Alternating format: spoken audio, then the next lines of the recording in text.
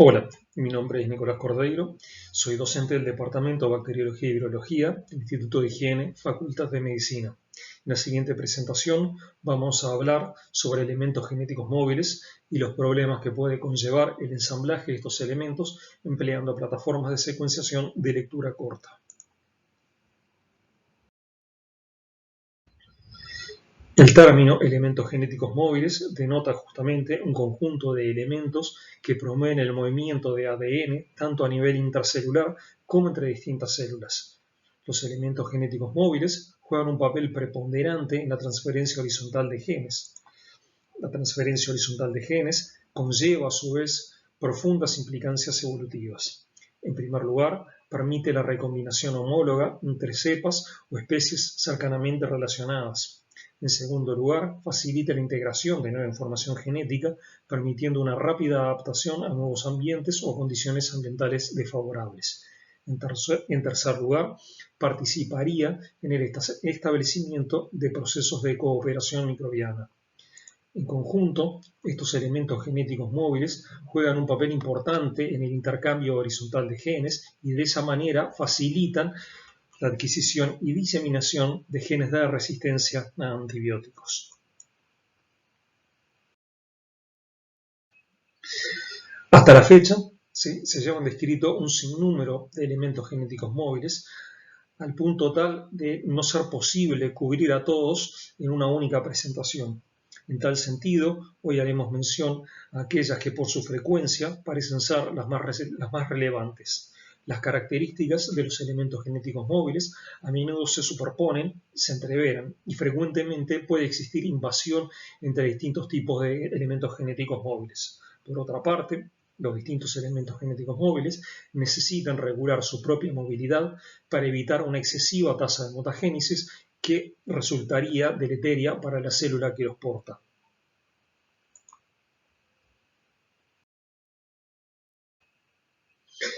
A grandes rasgos, los elementos genéticos móviles pueden separarse en dos grandes grupos.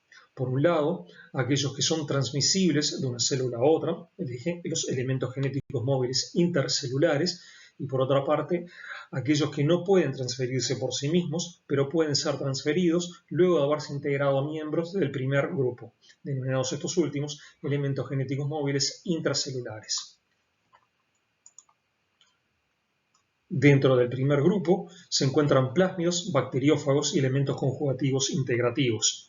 El segundo grupo está conformado por transposones, secuencias de inserción, integrones e intrones. A su vez, las vías de transferencia de ADN entre células bacterianas pueden ser la transducción generalizada únicamente cuando implica ADN bacteriano o transducción especializada cuando está implicado ADN fágico más ADN bacteriano. Otras vías de transferencia de genes entre bacterias pueden ser la conjugación o la transformación.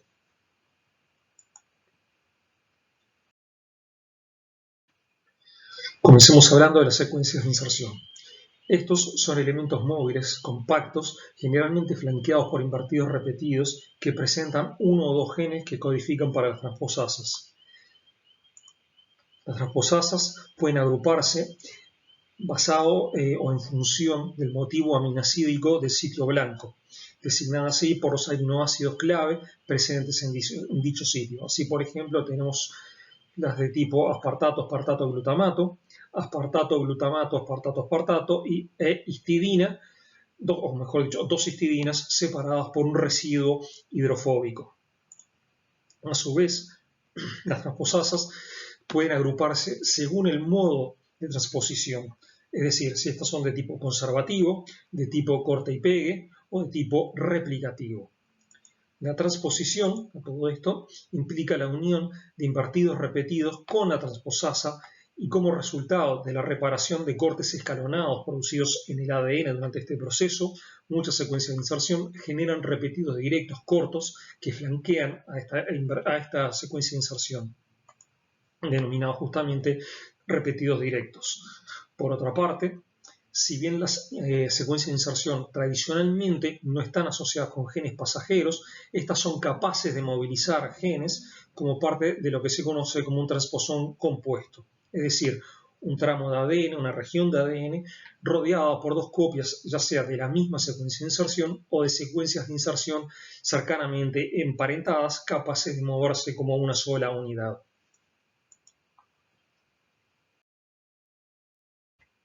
Bien. En lo que refiere a las vías de transposición, en el caso de, por ejemplo, la secuencia de inserción IS26, la transposición intermolecular replicativa puede insertar una unidad transponible, es decir, una secuencia de inserción más ADN, en una región que carece de justamente, por ejemplo, IS26, mientras que la transposición intermolecular conservativa tiene como blanco a una copia preexistente de IS26. Ambas reacciones son capaces de generar el mismo tipo de cointegrado. Este cointegrado, a su vez, puede resolverse ya sea mediante recombinación homóloga. Por otra parte, la transposición conservativa en una región que tiene ya dos copias de IS26 rodeando un gen determinado puede dar lugar a una variedad de unidades transponibles. Por otra parte, la transposición intramolecular replicativa en orientación directa es otro modo de generar unidades transponibles, eliminando en este proceso la región de ADN que está, entre medio de la IS26 original y el sitio blanco posterior. Por otro lado, la transposición intramolecular replicativa en orientación inversa es capaz de producir una inversión de la región de ADN compuesta por la IS26 original y el sitio blanco.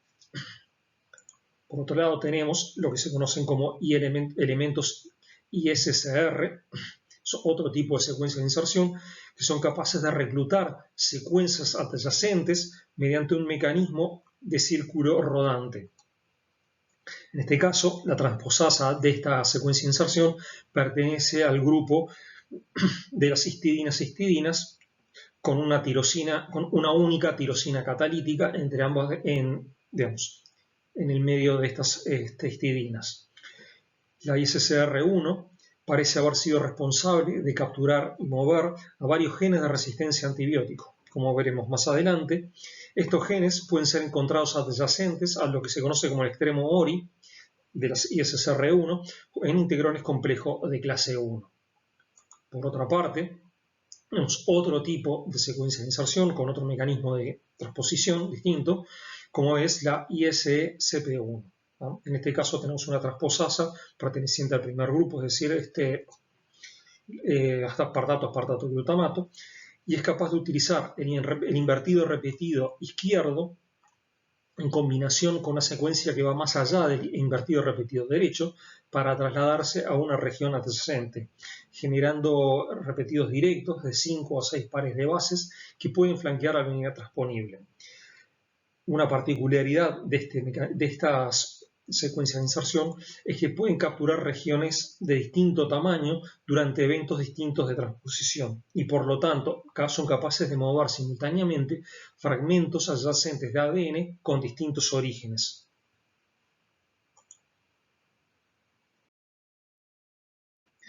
Ahora bien, ¿qué impacto tienen o pueden tener las secuencias de inserción en un genoma determinado? Bueno, una secuencia de inserción puede tener distintos efectos sobre un gen determinado. Por una parte, puede darse la inactivación de un gen X, un gen determinado, por la inserción de una secuencia de inserción dentro del marco abierto de lectura que codifica para dicho gen. Además, ¿sí? Puede darse la inactivación de un gen por la inserción de una secuencia de inserción corriente arriba de dicho gen con la consiguiente disrupción o lesión del promotor génico.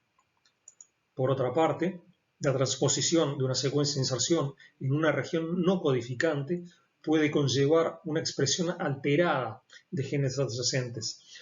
Esto es porque un buen número de secuencias de inserción incluyen un promotor fuerte que puede activar la expresión de un gen capturado o de genes corriente abajo de dicha secuencia de inserción. Alternativamente, una secuencia de inserción puede proveer solo la región -35 de un promotor, la cual, en combinación con una región -10 adyacente del promotor, puede dar lugar a la formación de un promotor híbrido. Un claro ejemplo de lo que es la alteración en cuanto a la expresión de genes lo constituyen, por ejemplo, las beta-lactamasas de espectro extendido de tipo ZXM. Estas beta-lactamasas originalmente se encontraban codificadas en el genoma de especies dentro del género Cribera. Su presencia en dichos microorganismos, la presencia de esta beta-lactamasa en dichos microorganismos pasa desapercibido, ya que la misma no les confiere resistencia. Pero por la movilización de este gen a otras enterobacterias mediadas por secuencia de inserción, se traduce en resistencia a oximinocefalosporinas. Los transposones son elementos genéticos móviles que codifican la maquinaria necesaria requerida para su propia translocación. Generalmente poseen tamaños que oscilan entre 2,5 a 60 kilobases y usualmente presentan invertidos repetidos terminales largos y genes accesorios que confieren una ventaja fenotípica a sus huéspedes bacterianos, tales como resistencia a antibióticos, resistencia a metales pesados o resistencia a fagos, entre otros. Tradicionalmente se consideraba a los transposones como elementos genéticos más grandes que las secuencias de inserción, rodeado por invertidos repetidos en lugar de un par de secuencias de inserción, y portando uno o más genes pasajeros. En la actualidad, la distinción entre transposones o secuencias de inserción, es un tanto problemática, ya que se han descrito ejemplos de variantes de secuencias de inserción conocidas que pueden acarrear genes pasajeros, recibiendo estas últimas el nombre de secuencias de inserción transportadoras. De manera similar a lo visto anteriormente, la inestabilidad genómica inducida por transposones es similar a la descrita para secuencias de inserción, es decir, que pueden disrumpir un gen determinado o pueden modificar la expresión de genes adyacentes al sitio de inserción. A su vez, los transposones pueden inducir rearreglos genómicos como de lesiones, duplicaciones o inversiones o la formación de cointegrados.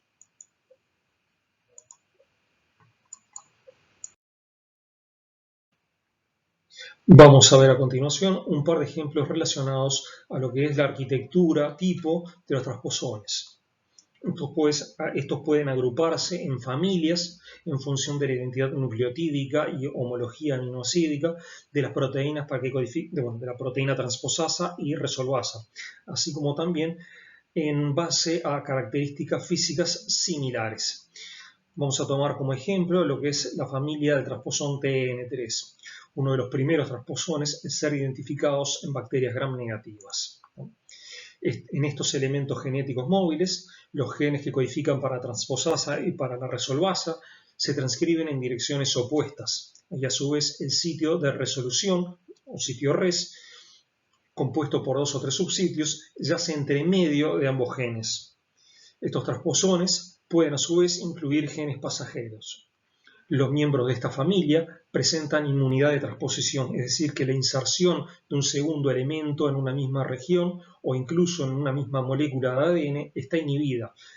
De todas maneras, pueden ocurrir eventos de recombinación homóloga o mediada a través del sitio res entre elementos relacionados, que da lugar o daría lugar a lo que se conoce como transposones híbridos. Uno de los derivados del transposón TN3 es el transposón 1331, que porta genes adicionales de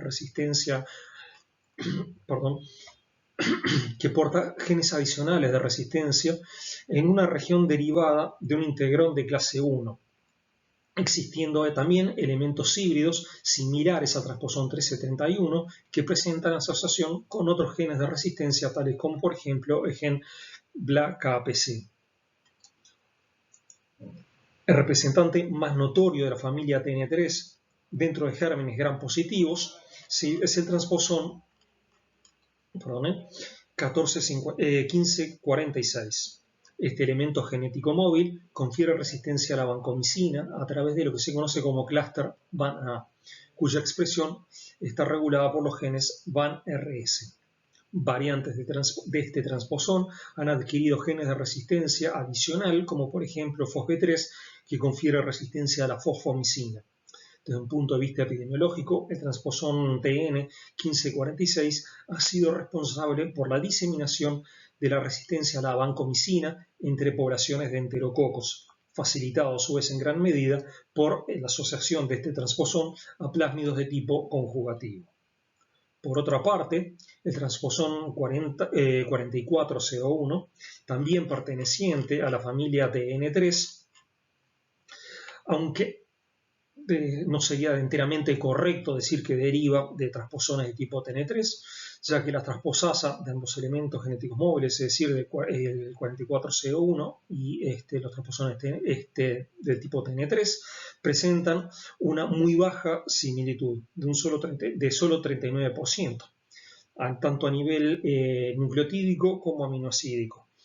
Y lo que es la identidad nucleotídica a lo largo de todo el transposón, por lo general son bastante disímiles. Además, la organización, lo que es la arquitectura, presenta diferencias marcadas con respecto al transposón de tipo TN3, presentando el transposón 4401, el gen BLACAPC, rodeado por lo que se conoce como las secuencias de inserción ISKPN6 e ISKPN7, entre lo que es el invertido repetido del transposón TN4401 y el extremo del gen que codifica para la transposasa.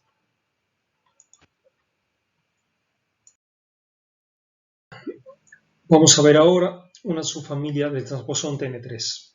Específicamente, en los miembros de la subfamilia TN21, los genes que codifican para la resolvasa y la transposasa se transcriben en la misma dirección. El sitio RES, a diferencia de lo que veíamos en la diapositiva anterior, se encuentra corriente arriba del gen que codifica para la resolvasa.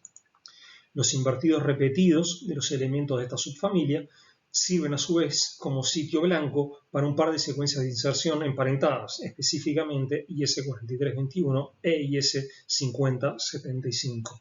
Los transposones de tipo TN21 y algunos elementos relacionados portan a menudo el operón de resistencia a mercurio, pero a su vez son actores importantes en lo que es el movimiento de genes de resistencia a antibiótico, ya que pueden acarrear también un integrón de clase 1. En el caso del transposón 1696, vemos que el gen URF2 no está presente, ¿no? Y al igual que en otros transposones similares, el integrón de clase 1 puede insertarse en distintas localizaciones dentro de lo que es el sitio RES. Claramente, la inserción dentro del sitio RES alteraría la resolución de dichos transposones y podría explicar de alguna manera por qué el TN21 es más prevalente que otros transposones derivados de esta subfamilia. Por supuesto, existen otras familias y subfamilias de transposones, cada uno con una arquitectura característica, así como derivados de estas familias con inserciones y o deleciones particulares. La idea con esto no era mencionar a cada familia de transposones, sino presentar un pantallazo de estos elementos genéticos móviles y de algún modo poder evidenciar la enorme plasticidad de los mismos y a su vez la asociación con otros tipos de elementos genéticos móviles. Vamos a hablar ahora de otro tipo de elementos genéticos móviles conocidos como los integrones. Los integrones son justamente elementos genéticos que permiten la integración y la expresión de marcos abiertos de lectura exógenos denominados gen cassette. Todos los integrones comparten tres elementos claves necesarios para la captura y expresión de estos genes cassette. Un gen que codifica para una integrasa, un sitio de recombinación denominado ATTI y un promotor encargado de la expresión de transcribir la expresión de los genes capturados. Basado en la identidad nucleotídica del gen que codifica para la integrasa, se han descrito al menos 5 clases distintas de integrones. Sin embargo, si nos basamos en la filogenia del gen que codifica para la integrasa, se pueden clasificar a los integrones en tres grandes categorías. Aquellos encontrados en proteobacterias de agua dulce y suelos, que incluyen a los integrones clínicamente importantes de clase 1 y 3, el grupo 2, que son aquellos integrones encontrados en gamma proteobacterias de ambientes marinos e incluyen a integrones de clase 2, y el grupo 3, que son aquellos integrones cuya integrasa está codificada en orientación inversa al de los grupos de los grupos justamente anteriores, los grupos 1 y 2. ¿Sí? Dicho en otras palabras, el gen que codifica para la integrasa, ¿sí?, está en la misma orientación que los genes cassettes, por ejemplo. Si bien los integrones no son móviles per se, su asociación a elementos genéticos móviles, como pueden ser plásmidos o transposones, y la capacidad de integrar genes de resistencia, ha llevado a su rápida dispersión entre distintos géneros bacterianos expuestos a antibióticos. En este sentido, los integrones de clase 1 son los más diseminados, estando presentes hasta en un 70% de los patógenos gram negativos aislados en contexto clínico. Los integrones, a su vez, pueden acarrear un número variable de genes cassettes, mayoritariamente asociados justamente con resistencia a los antibióticos. La adquisición de los genes cassettes está dado por un mecanismo de recombinación que ocurre entre el sitio ATTC de un cassette circular y el sitio ATTI presente en el integrón. Esta recombinación inserta los nuevos cassettes en la posición proximal a la integrasa y a su promotor. No obstante, el arreglo genético de cassettes puede expandirse mediante la incorporación de nuevos genes, aunque también pueden ocurrir la escisión de genes cassettes como círculos cerrados mediante eventos de recombinación ocurridos entre el sitio ATTI, ATTC o entre distintos sitios ATTC, ATTC. Podemos decir que existen dos formas de integrones: los integrones móviles o integrones de resistencia y los superintegrones o integrones cromosómicos. Los integrones móviles, como se mencionó previamente, están vehiculizados en plásmidos conjugativos, en transposones y otros elementos genéticos móviles. Los superintegrones no son movilizables y están localizados en el cromosoma de las células hospedadoras. Estos superintegrones poseen un gran número de genes que puede superar los 170 genes cassettes y ya expresan a menudo proteínas que están involucradas en la interacción de la célula con su ambiente.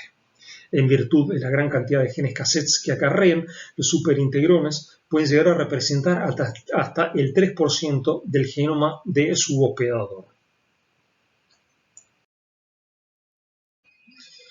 Bien, los integrones de clase 1 se caracterizan por presentar dos regiones conservadas: un extremo 5' conservado, compuesto por el gen que codifica para integrasa, el promotor y el sitio ATTC, y un extremo 3' conservado, caracterizado por la presencia de los genes QAC delta 1 y SUR1, mientras que los genes cassettes son insertados entre ambas regiones, dando lugar a lo que se conoce como la región variable. Hay que tener presente de que existen integrones de clase 1 en los cuales los genes QAC delta 1 y SUR1 han sido reemplazados por genes como QACH o SUR3, o integrones de clase 1 que carecen por completo de la región 3' conservada. Por otro lado, los integrones de clase 2 se asocian por lo general a la familia de transposones TN7, en la cual su región 3' conservada contiene 5 genes del transposón funcionales que median la movilidad del integrón. El extremo 3' de estos integrones de clase 2 presentan por lo general un pseudogen, debido a la presencia de un codón stop interno que redunda en un polipéptido más corto y carente de la función integrasa. Claramente, la región variable de estos integrones suele estar bastante conservada debido justamente a la pérdida de la función de la integrasa. No obstante, se han descrito integrones de clase 2 que presentan sí una integrasa funcional. Los integrones de clase 3 pertenecen al mismo clado de los integrones de clase 1, es decir, el de las proteobacterias de suelos y agua dulce. La integrasa de clase 3 también es capaz de escindir genes integrados o integrar genes cassette circularizados, aunque con una tasa significativamente inferior a la que presentan los integrones de clase 1. A diferencia de lo que sucede con los integrones de clase 1, los integrones de clase 3 han sido hasta el momento detectados en unas pocas especies. Por otra parte, tenemos lo que se conoce como integrones complejos de clase 1. Estos integrones complejos de clase 1 se caracterizan por la presencia de una región 5' conservada y una versión más corta del extremo 3' conservado. Este último, a su vez, está continuado con la secuencia inserción ISSR1, seguido a su vez de genes de resistencia que no son en sí genes cassettes, ya que no presentan el sitio ATTC, ¿no? Y a su vez están seguidos de una duplicación de lo que se conoce del extremo 3' conservado. Dicho de otra manera, los integrones complejos de clase 1 pueden presentar dos regiones variables y dos regiones 3' conservadas. Los elementos conjugativos e integrativos son elementos genéticos móviles autotransmisibles que codifican su propia maquinaria conjugativa y los sistemas regulatorios que controlan su escisión del cromosoma y su transferencia. En tal sentido, cuando un elemento conjugativo integrativo se integra en un locus cromosómico, este queda flanqueado por secuencias ATTR a la derecha y ATTL a la izquierda del mismo. La escisión del elemento integrativo conjugativo genera una molécula circular covalentemente cerrada como resultado de un evento de recombinación entre las secuencias ATTL y ATTR. Este evento genera a su vez un par de secuencias conocidas como ATTP en el elemento conjugativo integrativo y ATTB en el cromosoma huésped de la célula hospedadora. Durante la conjugación, la célula donante y la célula receptora entran en contacto estrecho y una única hebra de ADN del elemento conjugativo integrativo es transferida a la nueva célula hospedadora mediante un mecanismo círculo rodante. Luego de la transferencia al ADN del elemento conjugativo integrativo, la ADN polimerasa de la célula receptora sintetiza la hebra complementaria, dando lugar a la forma circular bicatenaria. Posteriormente, tiene lugar un evento de recombinación entre los sitios ATTP y ATTB, lo que da como resultado la integración del elemento conjugativo integrativo al cromosoma de la célula hospedadora. A diferencia de los plásmidos, los elementos conjugativos integrativos no pueden ser mantenidos en un estado extracromosómico, ya que parecen ser incapaces de replicarse de manera autónoma. La mayoría de los elementos conjugativos integrativos poseen un único lugar de inserción en el cromosoma de sus microorganismos huésped, que a menudo es en el extremo 5' o 3' de algún gen que codifica para un ARN de transferencia u otros genes altamente conservados. A su vez, existen otros elementos conjugativos integrativos que tienen una baja especificidad de integración y que son capaces o serían capaces de integrarse también en plásmidos de tipo conjugativo.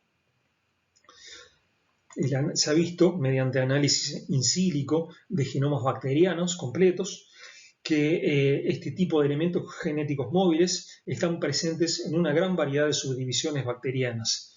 Y más aún, existe una amplia diversidad de elementos conjugativos integrativos que pueden ser transferidos a su vez a un amplio rango de especies bacterianas, como por ejemplo lo que sucede con lo que se conoce como el transposón T916, que por más de que está descrito como transposón, es un elemento conjugativo integrativo, y bueno, y elementos similares que han sido detectados en distintas proteobacterias.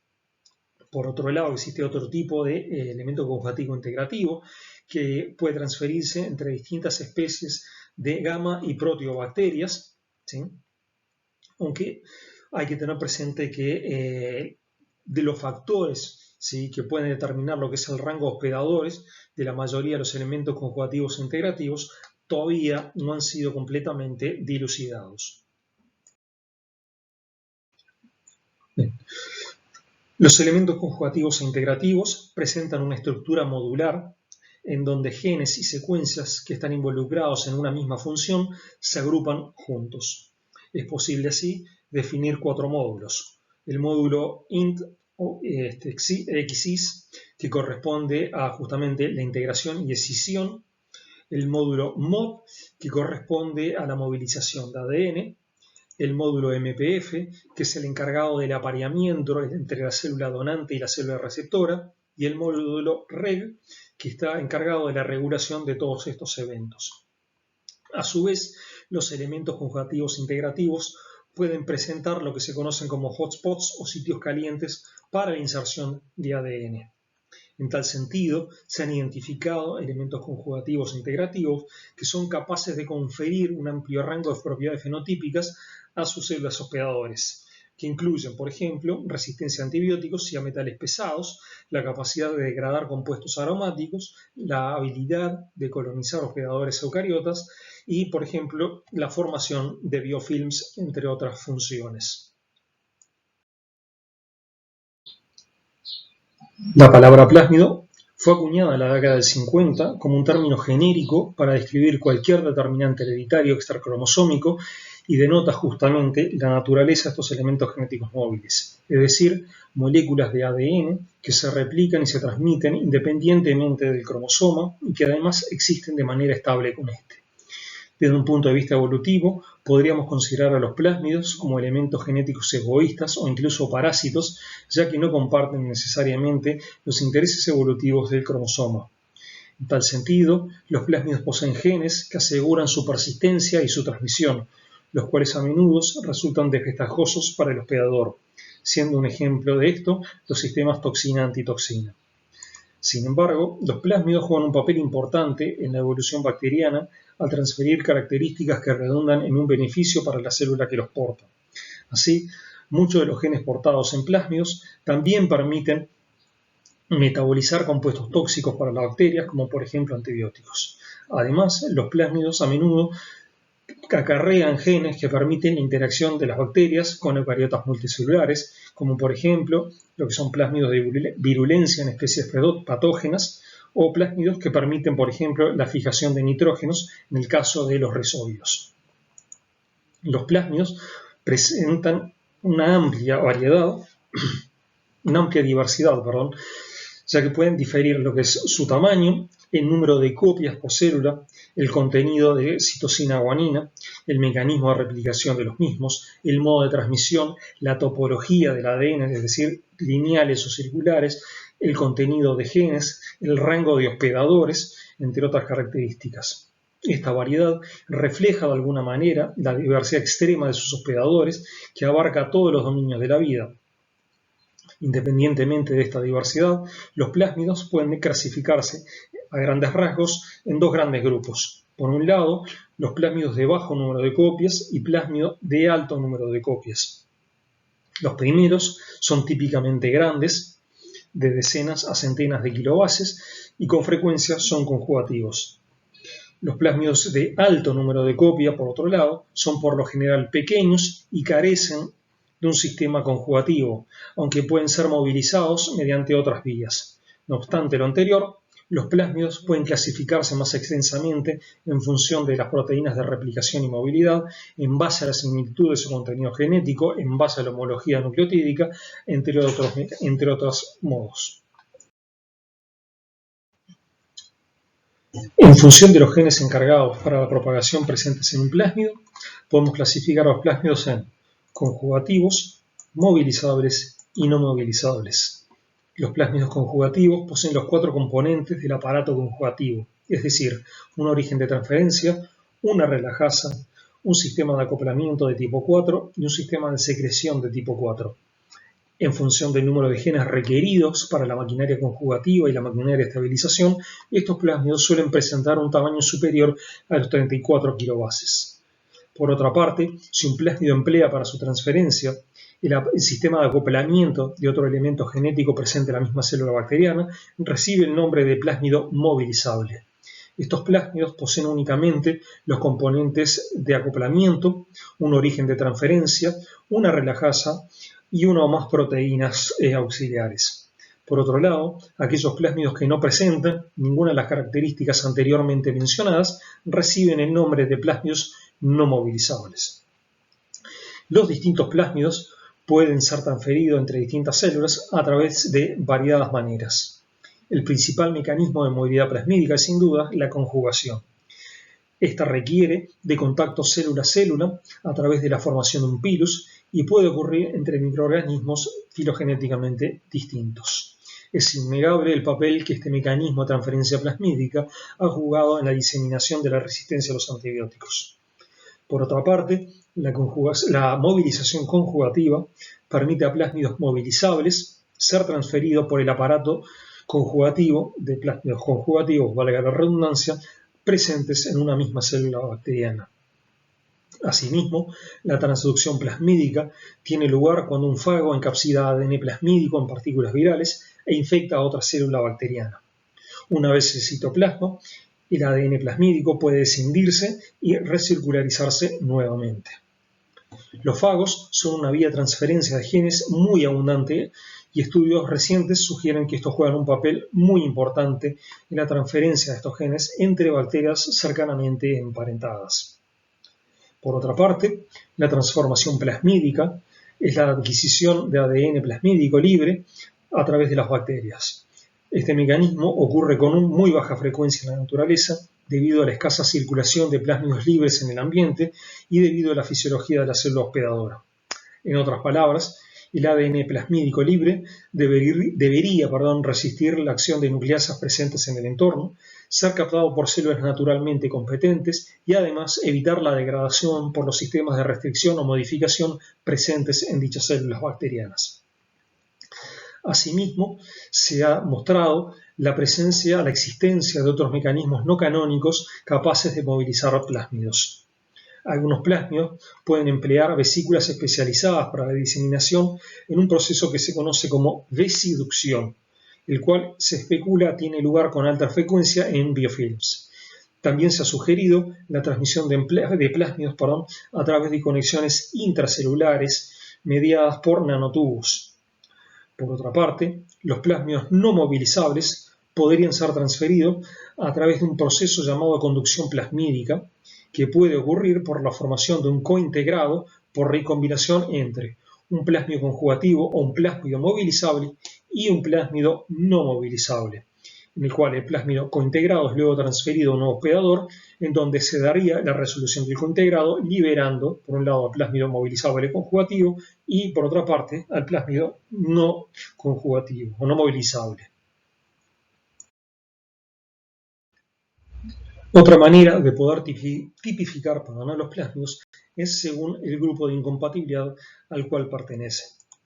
En tal sentido, dos plásmidos distintos, incapaces de coexistir de manera estable en una población bacteriana en crecimiento, son considerados incompatibles. Esta incompatibilidad surge por la presencia de determinantes compartidos entre ambos plásmidos. Estos determinantes pueden pertenecer ya sea a los mecanismos de replicación o de partición, es decir, la separación de copias plasmídicas entre células hijas. Actualmente se han descrito al menos 28 clases de grupos de incompatibilidad en enterobacterias, unos 14 en pseudomonas y aproximadamente 18 en Staphylococcus. Y es esperable que el número de grupos de incompatibilidad que se describan vaya creciendo a medida que, o en virtud, mejor dicho, del número creciente de secuencias plasmídicas disponibles. No todas las familias plasmídicas están representadas con la misma frecuencia, ¿sí?, en las bacterias, siendo algunas familias o algunos grupos de incompatibilidad plasmídico más prevalentes en grupos de bacterias que otros. E incluso algunos grupos de incompatibilidad presentan una distribución preferencial según se trate de microorganismos patógenos o de microorganismos comensales. Por otra parte, ¿sí?, existen plásmidos que no son clasificables mediante lo que es el esquema actual, ¿sí?, conocido como tipificación basado en PCR del replicón o PBRT por su sigla en inglés. Una posible explicación de ello es debido a los continuos eventos de mutaciones o de rearreglos que experimentan los plásmidos que se pueden dar en las regiones empleadas para la tipificación plasmídica. Esto a su vez puede derivar a la formación de plásmidos nuevos no tipificables que derivan justamente de plásmidos conocidos.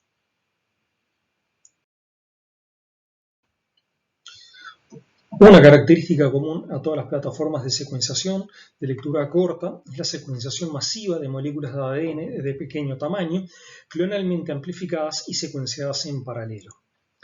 La construcción de librerías conlleva etapas clave de fragmentación, reparación de extremos de ADN, ligación de adaptadores y elección del tamaño de fragmentos. La fragmentación corta el ADN en un rango de tamaños específicos para cada plataforma. La reparación de extremos prepara las librerías para la ligación de adaptadores. Los adaptadores, a su vez, contienen secuencias de ADN específicas de cada plataforma que sirven para el reconocimiento del secuenciador. Además, estas pueden contener una secuencia corta exclusiva conocida como código de barra o índice, que es utilizado para reconocer individualmente a cada muestra por separado. En el caso de la plataforma Illumina, la tecnología Nextera integra los pasos de normalización de ADN, fragmentación, elección de tamaño, seguido por una reacción de PCR para la integración de adaptadores y de códigos de barra. A su vez, esta plataforma de secuenciación está basada en lo que se conoce como secuenciación por síntesis, en la cual previamente tiene lugar una amplificación clonal que da lugar a la generación de clústeres de cada librería mediante lo que se conoce como PCR en puente. La secuenciación implica la lectura óptica de cada nucleótido incorporado ligado a un fluoróforo con un terminador reversible. Un único nucleótido fluorescente es incorporado a cada hebra de ADN durante cada ciclo, registrando la señal de fluorescencia. Luego, el terminador y el fluoróforo son clivados de desoxinucleótido trifosfato recientemente incorporado, permitiendo así la unión de la siguiente base marcada. Luego tiene lugar lo que se conoce como el análisis primario, que es llevado a cabo por el programa del secuenciador e implica la asignación de bases para cada fragmento de ADN clonalmente amplificado. Tiene lugar a su vez un control de calidad, un filtrado de reads y la remoción de adaptadores y de índices.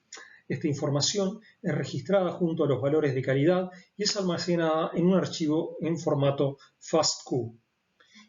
Luego, estos reads en formato FASTQ son alineados contra una secuencia de referencia y que quedará lista, ¿sí?, para los pasos posteriores que incluyen la asignación de variantes, la detección de lo que se conocen como polimorfismo de nucleótido simple o SNPs, la presencia de inserciones de lesiones, etc.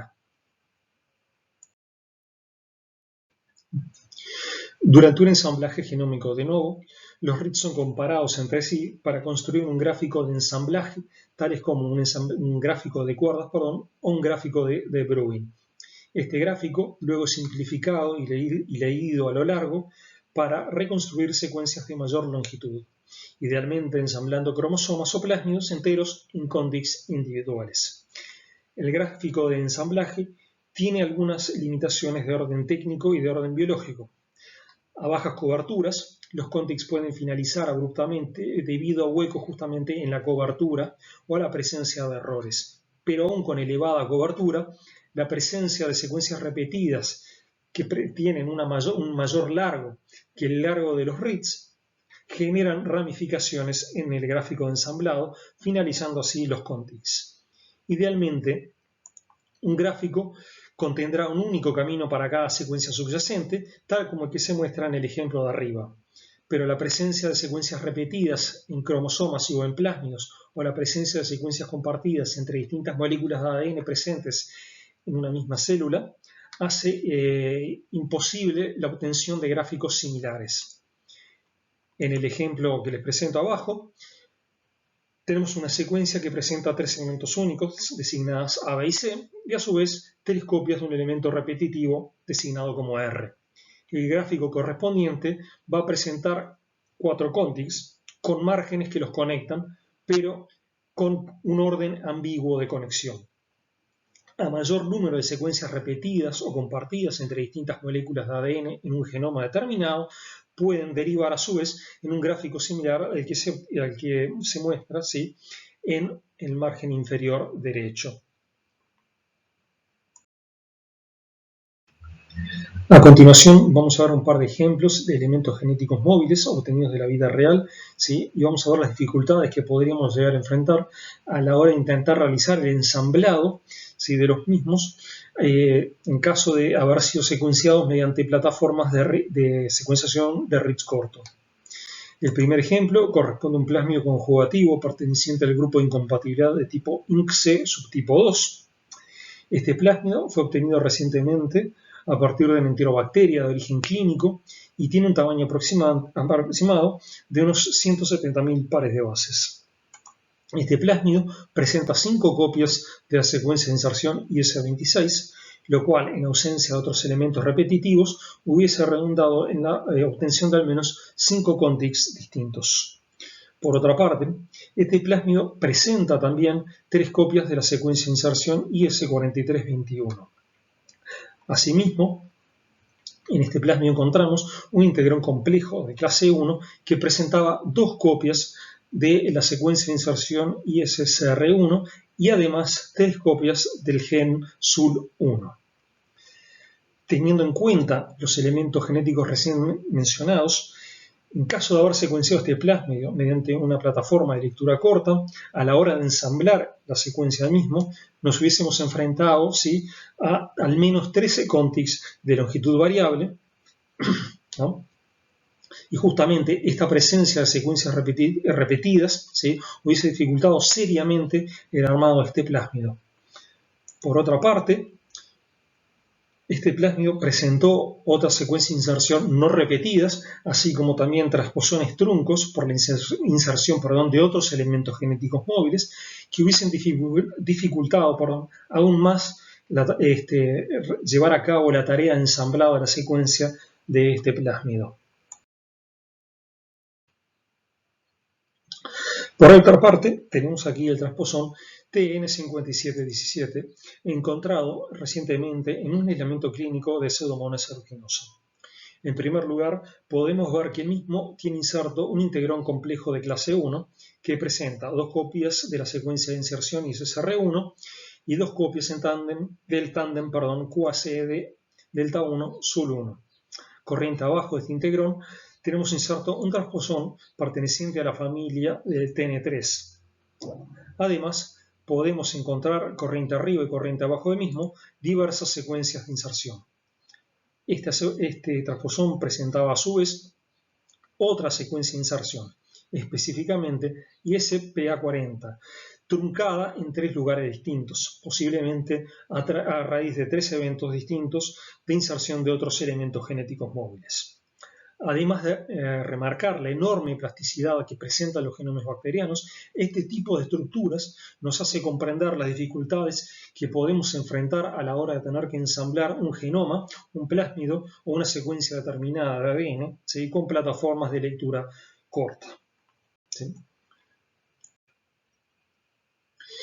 Hemos llegado así al final de esta presentación. Solo me resta agradecerles por vuestra atención y deseo que esta presentación les sea de utilidad. Les dejo además las vías de contacto de nuestro laboratorio en caso de que quisiesen comunicarse con nosotros. De mi parte, muchas gracias.